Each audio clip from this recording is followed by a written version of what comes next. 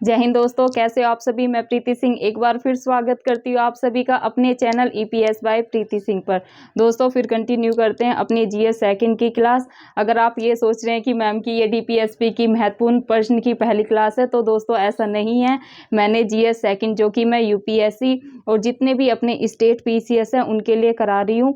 मैंने दोस्तों 10 लेक्चर अपने चैनल पर डाल लिए। क्या क्या कवर कराया वो आज फिर बता देती हूँ, क्योंकि जो मेरे दोस्त आज नए जुड़ेंगे तो ऐसा लगेगा कि मैम ने डायरेक्ट यहाँ से स्टार्ट कराया। तो दोस्तों ऐसा नहीं है, मैंने 10 लेक्चर ऑलरेडी अपने चैनल पर डाल रखे। वो कौन कौन से वो बताती हूँ। पहला दोस्तों, मैंने वहाँ पर जो भारतीय संविधान का ऐतिहासिक आधार है, मतलब हिस्टोरिकल इंडियन कॉन्स्टिट्यूशन का हिस्टोरिकल बैकग्राउंड है, जितने भी उसमें महत्वपूर्ण रेगुलेटिंग एक्ट है 1773, मतलब कि कंपनी के शासन से लेके ताज का शासन जो कि अपना स्टार्ट होता है 1858 से और चलता है अपना 1947, जब तक भारत को आज़ादी नहीं मिलती वहाँ तक है दोस्तों। पूरा डिटेल में कराया है, 2 लेक्चर लिए थे। फिर मैंने दोस्तों भारतीय संविधान की विशेषताएं कराई थी पूरी कंप्लीट, 13 से 14 विशेषताएं। जैसे कि आप सभी को पता है हमारा जो भारत का संविधान है सबसे बड़ा लिखित संविधान है, संघात्मक है, एकात्मक के भी गुण पाए जाते हैं, कठोर भी है और लचीला भी है। बाकी और सारी विशेषताएं कराई थी, वो आपको अगर देखना क्या है दोस्तों, देखनी चाहिए, तभी आप जो आज मैं ये क्लास कराऊंगी डीपीएसपी की इसको कनेक्ट कर पाएंगे। फिर दोस्तों मैंने भारतीय संविधान सभा और भारतीय संविधान का जो निर्माण है उसकी पूरी प्रक्रिया आपको उसमें समझा रखी है। 2 लेक्चर दोस्तों उसके लिए थे। फिर मैंने दोस्तों 2 क्लास में प्रस्तावना जो कि अपनी प्रेम्बल जिसे हम उद्देशिका भी कहते हैं उसके दोस्तों 2 क्लास ली थी। पूरा डिटेल में अपने बोर्ड पर लिखकर प्रस्तावना को पॉइंट टू पॉइंट दोस्तों चीज़ें समझाई हैं। उसे ना सिर्फ आप पीटी में आपको मदद मिलेगी, बल्कि दोस्तों आप मेंस में एक अच्छा आंसर लिख पाएंगे अगर आप मेरी वो दोनों क्लास देख लेते हैं। दैन दोस्तों मैंने फंडामेंटल राइट शुरू कराया था। वो भी दोस्तों आप सभी को पता है फंडामेंटल राइट बहुत अपना लेंथी चैप्टर है, उसमें मैंने 3 लेक्चर लिए थे। एक क्लास में मैंने कहाँ से कहाँ तक का लेके, जैसे कि 32 से अपना 12 से लेके 35 तक मौलिक अधिकार दिए हैं, तो मैंने पूरा डिटेल में कराया था। अगली क्लास में एक एक आर्टिकल कि 14 में क्या है, 15 में क्या है, 16 में क्या है, 17 में क्या है, ये सब आपको पॉइंट टू पॉइंट चीज़ें समझाई थी। एक क्लास में दोस्तों मैंने जितने भी मौलिक अधिकार से महत्वपूर्ण प्रश्न बनते हैं वो सब कराए थे, जो पीवाईक्यू में आए हैं और जो अपने आने की संभावना है। दोस्तों पिछली क्लास में मैंने आपको डीपीएसपी स्टार्ट किया है, जो कि अपने राज्य के नीति निर्देशक तत्व, ये कौन से पार्ट में है, कौन से आर्टिकल से लेकर कहाँ तक है, परिवर्तनीय है या नहीं, वाद योग्य है या नहीं, पूरा दोस्तों आपको डिटेल में पिछली क्लास में समझाया है। आज मैं दोस्तों डीपीएसपी के जितने भी महत्वपूर्ण प्रश्न हैं आज ये कराऊंगी, बाकी जो बच जाएंगे, क्योंकि दोस्तों ये इस चैप्टर से भी काफ़ी क्वेश्चन बनते हैं एग्जाम में यूपीएससी पीसीएस में, तो मैं वो भी आपको सभी को पता है कि मैं 3-4 सोर्स पॉलिटी के लिए, जो अपना इंडियन पॉलिटी है जीएस सेकंड, उसके लिए यूज़ करती हूँ, क्योंकि आप सभी को पता है प्रीति मैम कैसे तैयारी करा रही है प्री कम मेंस। तो दोस्तों ये एक सोर्स से अपना कवर नहीं होता है, आप सभी को बता दूं। वैसे तो मैं स्पेशल इसके लिए जीएस सेकंड के लिए जो अपनी लक्ष्मीकांत है उसको ही प्रेफर करती हूँ, लेकिन 2-3 सोर्स और हैं जिनसे मैं बाकी जो मुझे क्वेश्चन थोड़े अलग वे से मिलते हैं वो भी नोट डाउन करके आपको समझाने की कोशिश करती हूँ। तो आज दोस्तों जितने भी महत्वपूर्ण है वो लिए, बाकी एक क्लास और लगेगी इसमें कल की, तो जितने भी और बच जाएंगे 2-3 सोर्स से छाट के मैं कल भी आपको ये डीपीएसपी कराऊंगी, पूरे कल अपना कंप्लीट कर लेंगे। तो दोस्तों आज की अपनी डीपीएसपी की क्लास शुरू करते हैं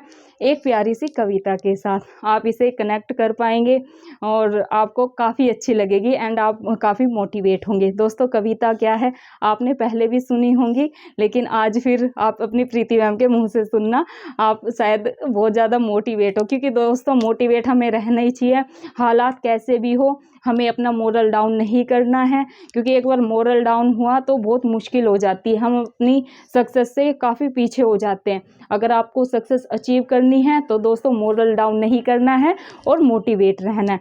मोटिवेशन के लिए आज मैंने आप सबको चाहती हूँ कि एक कविता सुनाऊं, तो वो है सूरज सा तेज नहीं मुझ में। क्या दोस्तों, सूरज सा तेज नहीं मुझ में, दीपक सा जलता देखोगे, सूरज सा तेज नहीं मुझ में, दीपक सा जलता देखोगे। अपनी हद रोशन करने से, अपनी हद रोशन करने से तुम मुझको कब तक रोकोगे। अपनी हद रोशन करने से तुम मुझको कब तक रोकोगे। जग में जितने जुल्म नहीं, जग में जितने जुल्म नहीं, उतने सहने की ताकत है। जग में जितने जुल्म नहीं, उतने सहने की ताकत है। तानों के शोर में मुझे सच कहने की आदत है। तानों के शोर में मुझे सच कहने की आदत है। मैं सागर से भी गहरा हूँ, मैं सागर से भी गहरा हूँ, तुम कितने कंकड़ फेंकोगे। मैं सागर से भी गहरा हूँ, तुम कितने कंकड़ फेंकोगे। चुन चुन के आगे बढ़ूंगा मैं, चुन चुन के आगे बढ़ूंगा मैं, तुम मुझको कब तक रोकोगे। तुम मुझको कब तक रोकोगे। झुक झुक कर, झुक झुक कर सीधा खड़ा हुआ, झुक झुक कर सीधा खड़ा हुआ, अब फिर झुकने का शौक नहीं। झुक झुक कर सीधा खड़ा हुआ, अब फिर झुकने का शौक नहीं। अपने ही हाथों स्वयं रचा मैं, तुमसे मिटने का खौफ नहीं। अपने ही हाथों स्वयं रचा मैं, तुमसे मिटने का खौफ नहीं। तुम हालातों की भट्टी में, तुम हालातों की भट्टी में मुझे जब जब झोंकोगे। तुम हालातों की भट्टी में मुझे जब जब भी झोंकोगे, तब तब कर सोना बनूंगा मैं, तब तब कर सोना बनूंगा मैं, तुम मुझको कब तक रोकोगे। तुम मुझको कब तक रोकोगे। तो दोस्तों आप सभी इसे अपनी ज़िंदगी से रिलेट कर पा रहे होंगे कि दोस्तों ऐसा ही होना चाहिए हमें कि सूरज सा तेज नहीं मुझ में। इसका मैं एकदम पूरा आपको भाव समझाने जा रही हूँ। क्लास तो हम समझते ही हैं और क्लास हम रोज़ भी करते हैं, लेकिन आपको मोटिवेट कैसे रहना है, अपने स्वभाव को कैसा, एक जो यूपीएससी पीसीएस का एस्पिरेंट होता है उसे अपने स्वभाव को कैसे रखना है, तो दोस्तों आज मैं उसके बारे में थोड़ा सा आपको मोटिवेट करना चाहती हूँ। देखो इस कविता का सार समझना आप, क्या है, सूरज सा तेज नहीं मुझ में, कि सूरज के जितना तेज नहीं है मुझ में। दीपक सा जलता देखोगे। दीपक कैसे है, दीपक जला देते धीरे धीरे जलता रहता है। दीपक सा जलता देखोगे। अपनी हद रोशन करने से तुम मुझको कब तक रोकोगे। अपनी हद रोशन करने से तुम मुझको कब तक रोकोगे। मतलब कि जो हमने डिसाइड किया है, हमें ये करना है, हमें आईएएस बनना है, आईपीएस बनना है, एसडीएम बनना है, डीएसपी बनना है, तो तुम हमको कब तक रोकोगे। ठीक है, अगर आपने ठान लिया तो ठान लिया, जब तक तोड़ेंगे नहीं तब तक छोड़ेंगे नहीं, ऐसे ही रखना चाहिए आपको। जग में जितने जुल्म नहीं, उतने सहने की आदत है। क्या दोस्तों, जग में जितने जुल्म नहीं, आदत तो नहीं है, ताकत। क्योंकि आदत तो एक होती है कि कोई हमारे ऊपर जुल्म करता जा रहा है, जुल्म करता जा रहा है, हम सह रहे हैं। लेकिन ताकत जो होती है ना दोस्तों, जग में जितने जुल्म नहीं, उतने सहने की ताकत है। ताकत कैसे दोस्तों, एक टाइम होता है कि जो सोसाइटी होती है और जो हमारे फैमिली के मेंबर होते हैं, कुछ जैसे नातेदार रिश्तेदार, तो वो दोस्तों आप पे जुल्म, मतलब जुल्म इसमें ये है, हम पढ़ाई वाले ऐसे रिलेट करेंगे कि जैसे अगर आपका सिलेक्शन नहीं हो रहा, अगर आप बाहर रह के तैयारी कर रहे हैं या किसी वजह से आप नहीं घर पे रह के भी कर रहे हैं, और जैसे कि सेल्फ स्टडी से कर रहे हैं या आपने कोचिंग ले ली और आप कोई एग्ज़ाम क्रैक नहीं कर पा रहे, तो जुल्म यही होता है दोस्तों। तो ताने पड़ने हैं कि भाई कोचिंग भी ले ली, ये कर नहीं पा रहा या ये कर नहीं पा रही, कर क्या रहे हैं, टाइम पास चल रहा है। तो दोस्तों ये एक जुल्म ही होता है कि आप, लेकिन आप में ताकत होनी चाहिए। अगर आप में ताकत है ना, उस टाइम दोस्तों आपको क्या करना है, उस टाइम आपको मौन रहना है। क्योंकि देखो हम बोलते कब है, जब अपने पास कुछ होता है। अगर हमारी कल को नौकरी लग जाएगी तो हम नहीं सहेंगे, सीधी सी बात है। जब कल को हमारे पास पावर होगी, हम आईएएस बन जाएंगे, आईपीएस बन जाएंगे, या एसडीएम डीएम बन जाएंगे, या फिर डीएसपी बन जाएंगे, तो हम नहीं सहेंगे। लेकिन दोस्तों क्या होता है, जब तक आप सक्सेस नहीं होते तो आपको इतनी पावर होनी चाहिए कि जो आपको बोल रहे हैं उसको आप ताकत बनाएं, ना कि वीकनेस, कि यार ऐसे बोल रहे हैं, ऐसे बोल रहे हैं, छोड़ देता हूँ। और छोड़ने का तो अपने माइंड में लाना ही नहीं है। तो आप में इतनी ताकत होनी चाहिए कि आप उन सब चीज़ों को सह के और उसको स्ट्रेंथ बनाए कि हमें करना है, हमें करके अपना इनका मुंह खुद ही बंद हो जाना है कि जब तक बोलने दो। इतनी ताकत आप में होनी चाहिए, इतना पेशेंस आप में होना चाहिए। एक सिविल सर्विस जो एस्पिरेंट होता है दोस्तों, उसका एक ये पेशेंस लेवल ही सबसे बड़ी पावर होती है। तो आपको पेशेंस रखना है। देन तानों के शोर में भी सच कहने की आदत है, वो तो दोस्तों मिटती नहीं है, चाहे आप सक्सेस हो ना हो। जैसे कि मेरा है दोस्तों, मेरा ऐसा है कि कितने भी ताने पड़ रहे हैं ना, लेकिन मैं फिर भी सच बोलती हूँ। कई बार आर्ग्यूमेंट भी हो जाते हैं, जैसे कि हमारी विचारधारा किसी के साथ मैच नहीं खाती। जैसे मोस्टली ये माना जाता है कि लड़कियां हैं भाई, इससे सारे काम आने चाहिए, ये आना चाहिए, वो आना चाहिए, और बाकी भी बहुत सारी चीज़ें होती हैं कि इतने टाइम बाहर नहीं जाना, एक बाउंडेशन सी हो जाती है ना। तो दोस्तों कई बार मतलब ताने कितने भी पड़े, लेकिन मेरे आर्ग्यूमेंट हो जाते हैं। मतलब मैं ये चाहती हूँ कि यार लड़की हैं तो क्या उनके पास पावर नहीं है, मतलब उन्हें भी अपने तरीके से जीने का अधिकार है, और क्यों ही एक लड़की को ही सारे काम आने चाहिए। तो ऐसे करके हो जाता है, मतलब ताने के शोर में भी सच कहने की आदत है। जैसे कुछ भी आप नातेदार रिश्तेदार लगा लो, उनसे भी मेरी इस मामले में कई बार बहसबाजी हो जाती थी, लेकिन अब मैं इतना समझ गई हूँ कि प्रीति, जब आपके पास पावर है तभी आपकी बातों को सुना जाएगा, फिर आप जो कहेंगे वही सही है। जब तक आप कुछ नहीं है तो आप कितना भी एक्सप्लेन कर लें तो कोई फायदा नहीं है, झगड़े ही बढ़ने हैं कि भाई पढ़ ली ज़्यादा, लड़कियों को तो यही कहा जाता है कि ज़्यादा पढ़ लिख ली ना, ज़्यादा ज्ञान आ गया, तो इसलिए देखो आवाज़ कितनी निकल रही है। तो दोस्तों हमें इसी विचारधारा को चेंज करना है। जो गर्ल्स हैं, मैं तो ये कहूँगी, दोस्त जितनी भी मेरी मतलब मित्र हैं, जितनी भी महिलाएं हैं, जितनी भी मेरी फ्रेंड्स हैं, मेरी एज की हैं या छोटी हैं हमसे, आपको हिम्मत नहीं हारनी है। आपको जो लोग ऐसे ताने देते हैं ना दोस्तों, उनको स्ट्रेंथ बनाना है कि हम भी कर सकते हैं। आप एक बात बताइए, अगर हम अच्छा पढ़ लिख लेते हैं, हम एसडीएम, आईएएस, आईपीएस या फिर डीएसपी की पोस्ट पर चले जाते, तो क्या जरूरी है, क्या ये जरूरी है समाज में कि एक लड़की को सारे काम आने चाहिए? दोस्तों परफेक्ट तो कोई नहीं होता, लेकिन मैं ये कहूंगी कि काम आने चाहिए, जो मतलब डेली वेज के होते हैं। इतना हो कि अगर आप कहीं फंस गए हैं, जैसे लॉकडाउन जैसी सिचुएशन होती है, तो अपना काम आप खुद कर सके, तो इतना होना चाहिए। लेकिन एक पॉइंट कर देते हैं ना कि भाई सब आना चाहिए, पढ़ाई भी करो और आपको ये सब भी आना चाहिए, तो वो मुझे थोड़ा अलग लगता है। लेकिन ये एक अलग मुद्दा है। ये नहीं समझना कि नारीवादी की तरफ से मैम बात कर रही हैं, ये आप सभी को पता होगा, सभी की फैमिली में ये चीजें होती हैं, ये कुछ ऐसी नहीं है कि मैं कुछ नया बता रही हूँ, लेकिन ये सब चीजें होती है। और अगर आप ये बदलना चाहते हैं दोस्तों, तो सिंपल सी बात है लड़कियों, आपको आगे ही आना पड़ेगा, आपको पढ़ाई पर अपना फोकस रखना पड़ेगा। और जो लोग ऐसे ताने देते हैं, उन्हें प्रूफ करके दिखाना पड़ेगा कि हम लड़कों से कम नहीं है।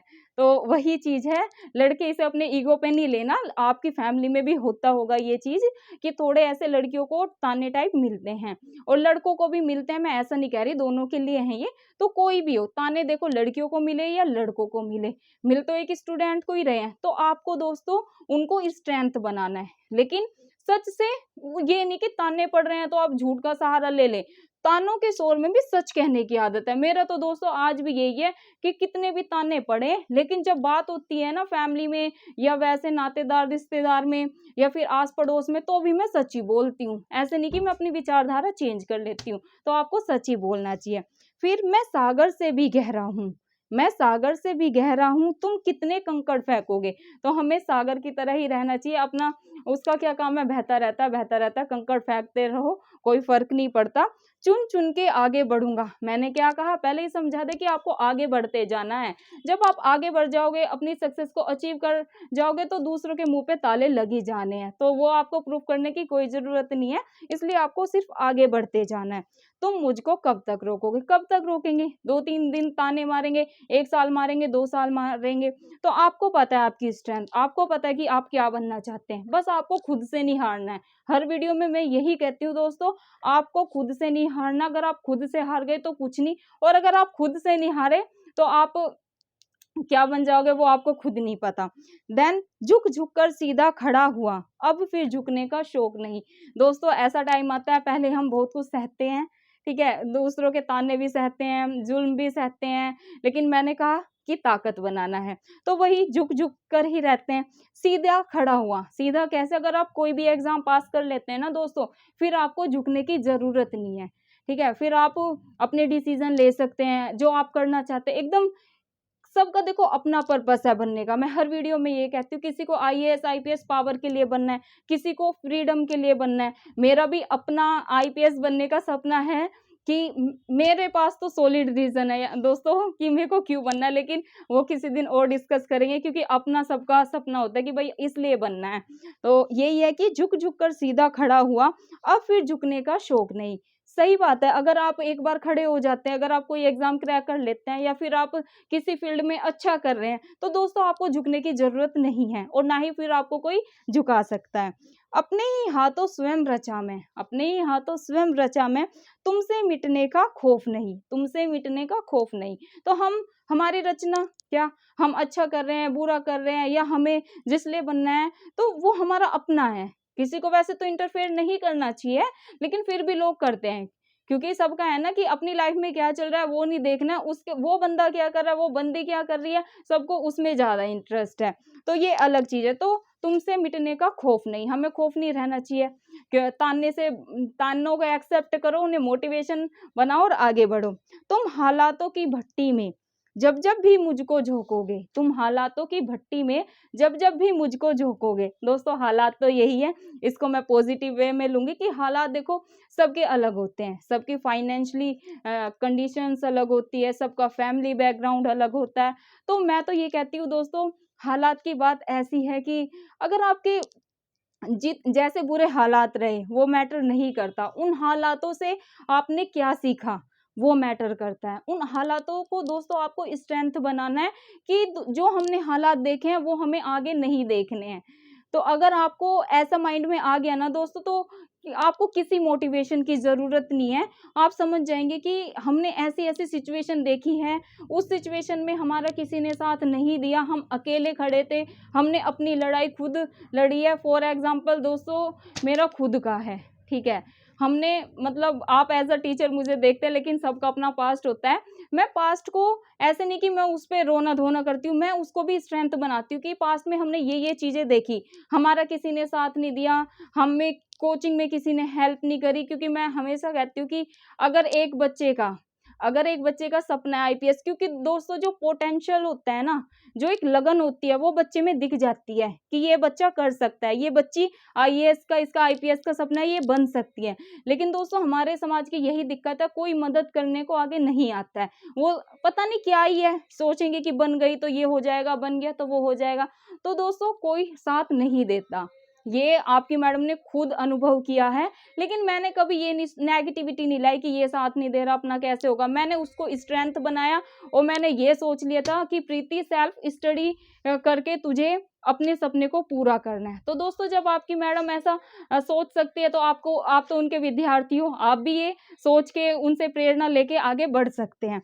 तो दोस्तों यही है कि तुम हालातों की भट्टी में जब जब भी मुझको झोंकोगे। हालात दोस्तों जितने डिफिकल्ट आएंगे ना, मैं तो ये कहती हूँ आप उतने मजबूत बनोगे। उसे ना जैसे भी हालात आए, मुश्किल से मुश्किल, आपको उनको एकदम स्ट्रेंथ के एकदम ऐसा लेना कि ये कुछ नहीं है, प्रॉब्लम मैं देख लूंगा, मैं देख लूंगी। तो दोस्तों ऐसा ना ऊपर वाला भी सोचेगा, यार इसको मैंने इतनी मुश्किलों में डाला, ऐसे ऐसे हालात पैदा कर लिए, लेकिन इस बच्चे ने, इस स्टूडेंट ने या इस शख्स ने, इस इंसान ने हार नहीं मानी। तो कब तक वो हमारे हालात बुरे रखेंगे। तो दोस्तों हालात का तो ऐसे जितने बुरे आएंगे ना, उतना आप सबक लेंगे। और मेड मिस्टेक, अगर आप गलतियां भी करते हैं तो कोई बुरी बात नहीं है, गलतियां करें, गलतियों से सीखें। लेकिन दोस्तों एक ही कहूंगी कि गलतियों को दोहराएं नहीं लाइफ में।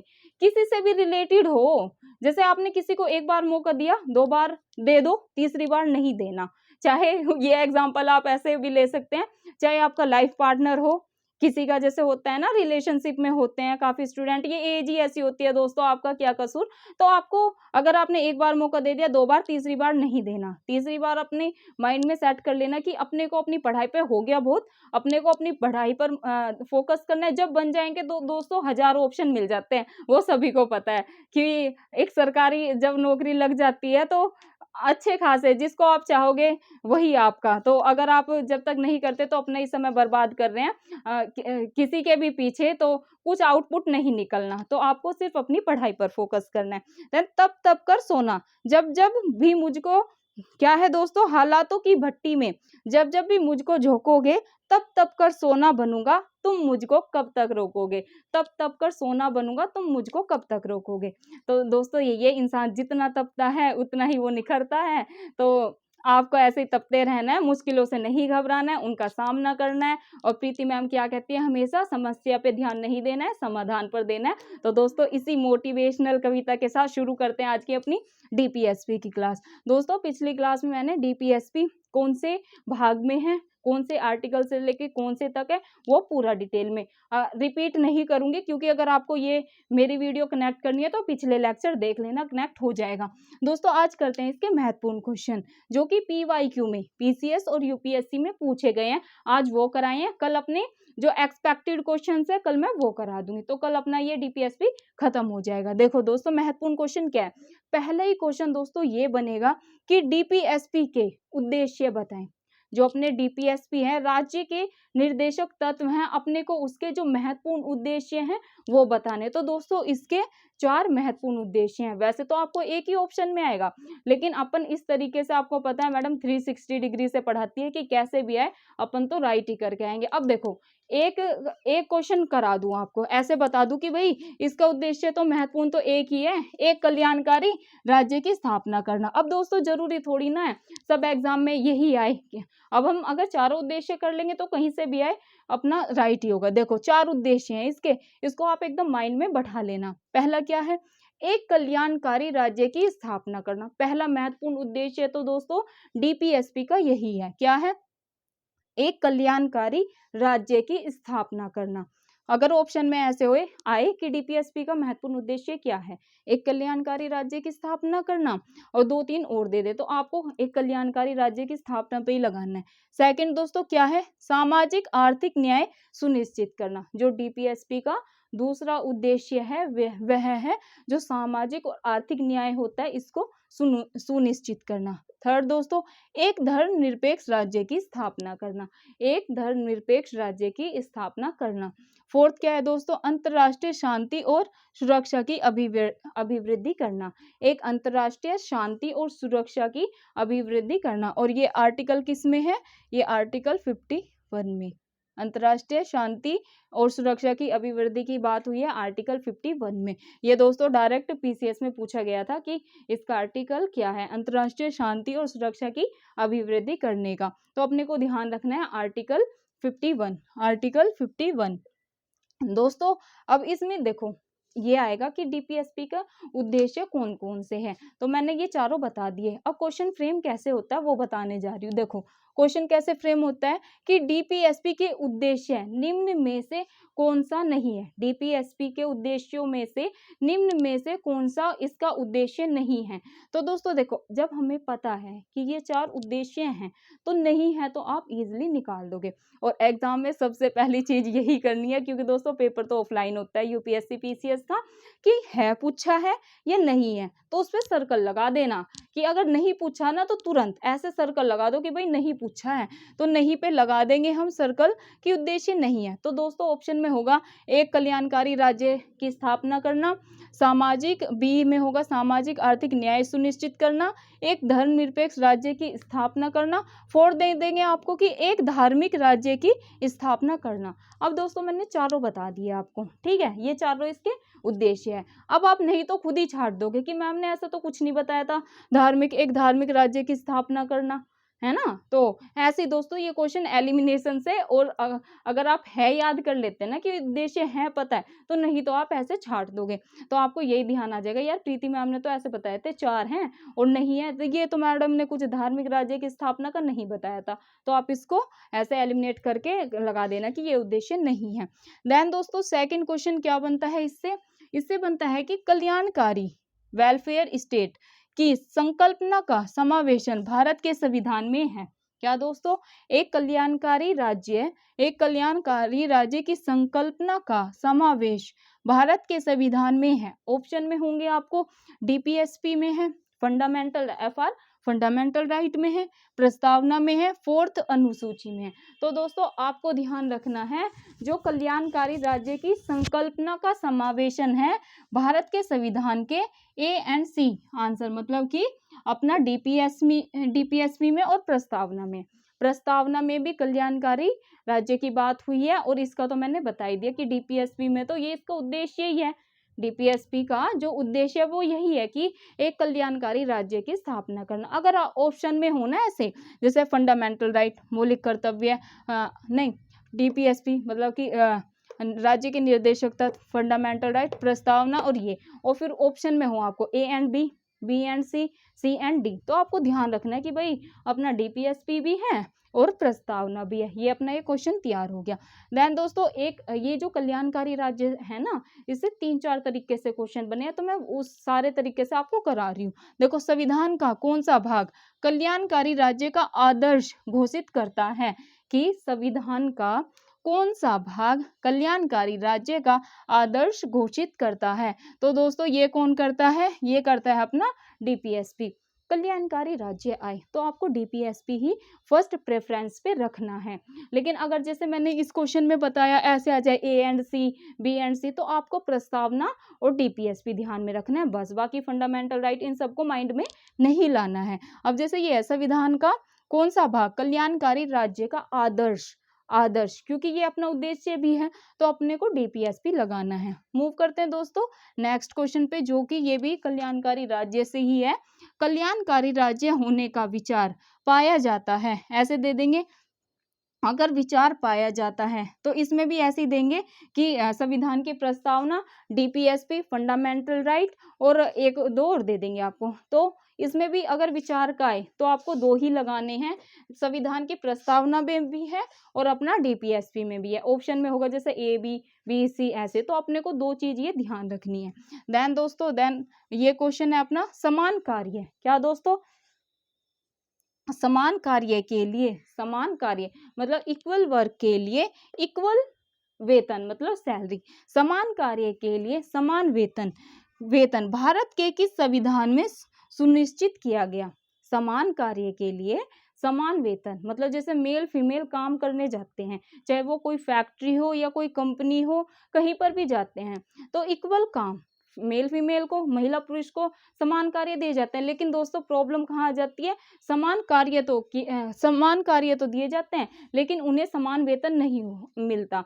तो इसका प्रावधान कि समान कार्य के लिए समान वेतन दिया जाए किस में किया गया दोस्तों? ये किया गया डीपीएसपी में प्रावधान किया गया। अगर आर्टिकल पूछे कि किस आर्टिकल के तहत भारतीय संविधान में मेल फीमेल के लिए समान कार्य के लिए समान वेतन की बात की गई है, तो आपको आर्टिकल ध्यान रखना है 39 घ। और अगर पूछ ले कि इसकी बात किस में हुई, डीपीएसपी में हुई, फंडामेंटल राइट में हुई, प्रस्तावना में, तो आपको ध्यान रखना है कि भाई इसमें हुई थी डीपीएसपी में। नेक्स्ट क्वेश्चन पे मूव करते हैं दोस्तों। किसके अंतर्गत पंचायती प्रणाली की व्यवस्था की गई? क्या है दोस्तों? किसके अंतर्गत पंचायती राज प्रणाली की व्यवस्था की गई? तो दोस्तों ये डीपीएसपी में पंचायती राज प्रणाली की व्यवस्था की गई थी। आर्टिकल दोस्तों ये यूपीपीसीएस में डायरेक्ट क्वेश्चन पूछा गया था कि पंचायती राज प्रणाली की व्यवस्था कौन से आर्टिकल में की गई, तो आपको ध्यान रखना है आर्टिकल 40, आर्टिकल 40, क्या अनुच्छेद 40 में। और अगर ऐसे पूछ ले कि किस में, डीपीएसपी में, ऐसे भी पूछते हैं, डायरेक्ट क्वेश्चन आता है दोस्तों ये डीपीएसपी में, फंडामेंटल राइट में, प्रस्तावना में, तो आपको लगाना है डीपीएसपी में। अब दोस्तों ये जो क्वेश्चन है ये मैंने लिया है, ये यूपीपीसीएस में पूछा गया था पिछली साल ही पीवाईक्यू में।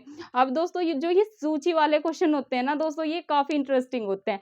आपको ये देखकर ऐसा लगता है कि यार कितना टफ है, लेकिन ऐसा नहीं है। जो ये सूची वाले क्वेश्चन होते हैं दोस्तों, ये कई बार एक ही ऑप्शन से निकल जाते हैं। जैसे अपने को ये पता है ना कि भाई पंचायती राज जो प्रणाली है इसकी जो व्यवस्था की गई थी ये आर्टिकल 40 में की गई थी, तो आपको ऐसे दे देंगे जैसे सूची 1, सूची 2, संविधान के अनुच्छेद लिखा होगा एक साइड, इधर विषय दे देंगे। तो जैसे आर्टिकल 40, 41, 48। अब मैं ये कह रही कि आपको अगर सारे याद नहीं है ना कि भाई हम ये भूल गए कि भाई 48 में क्या बात हुई थी, 48 का हमें ध्यान ही नहीं आ रहा कि यार 48 में क्या था, माइंड रिकॉल ही नहीं कर पा रहा। लेकिन अगर आपको इसमें से एक पता है तो ठीक है, लेकिन इससे भी काम नहीं चलता। कई बार एक से भी निकल जाता है, कई बार आप अपने को 2 पता होना होता है। तो देखो अपने को 40 तो याद ही है, मैडम ने अभी करवाया कि भाई पंचायती राज प्रणाली की जो शुरुआत थी या व्यवस्था है, ये तो आर्टिकल अपने 40 में दी गई है। तो आप इसे लगाओगे ग्राम पंचायत का गठन, तो जब आप मिलान करोगे ना तो एक से ही मिल जाएगा कि भाई ये है।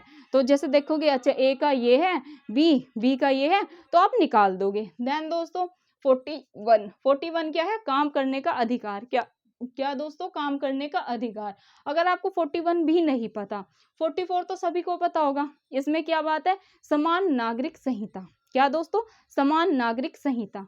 तो अगर आपको दोस्तों ये दोनों पता है ना, ये तो इसी से आपका आंसर निकल जाएगा। लेकिन आपको ये जो चारों 5 है, ये 5 के 5 महत्वपूर्ण है, क्योंकि पीसीएस में 40 से पूछा गया है और ये 48 से भी पूछा गया है। 48 रिलेटेड है दोस्तों कृषि एवं पशुपालन के गठन से, कृषि एवं पशुपालन के गठन से।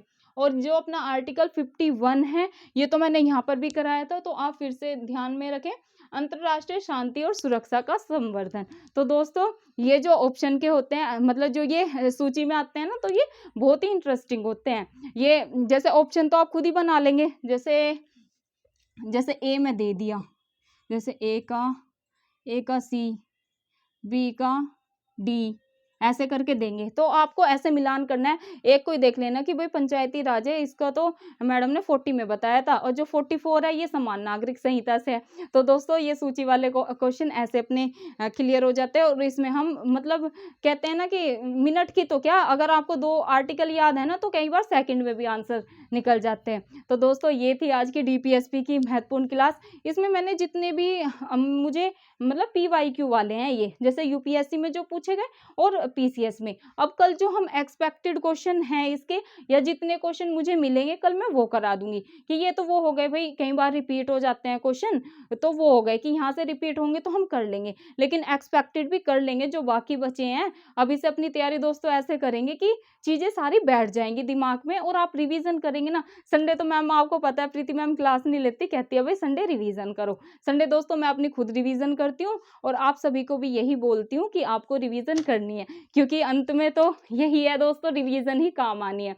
रिवीजन रिवीजन रिवीजन दोस्तों, रिवीजन ही अल्टीमेटली सक्सेस की होती है। तो दोस्तों एक रिक्वेस्ट और करना चाहती हूँ, आप प्लीज वीडियो को लाइक करें, शेयर करें, और वीडियो को दोस्तों अंत तक देखना है।